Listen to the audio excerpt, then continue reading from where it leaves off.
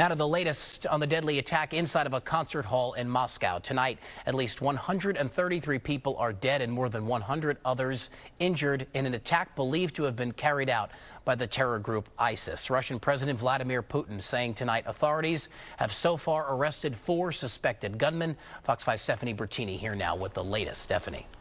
Richard, this comes just days after President Vladimir Putin secured 6 more years in power. While ISIS has claimed responsibility, Putin has suggested Ukraine could be to blame. The Ukrainian president denying his nation has anything to do with this deadly attack, and officials even suggesting the opposite. A memorial in Moscow after what has been called the deadliest attack in Russia in years. ISIS claiming responsibility for the attack that has left what has now been reported to be at least 133 people killed. It was during a concert on a Friday night.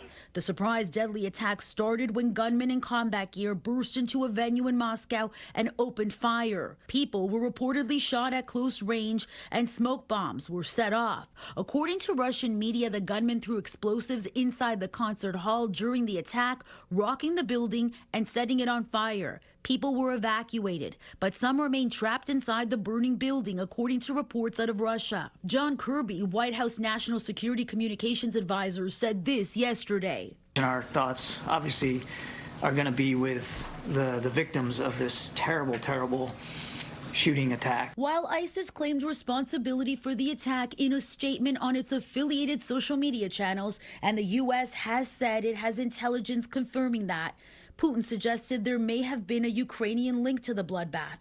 The Ukrainian president has denied any involvement by his nation, officials in Ukraine reportedly suggesting the Russian government itself might be involved.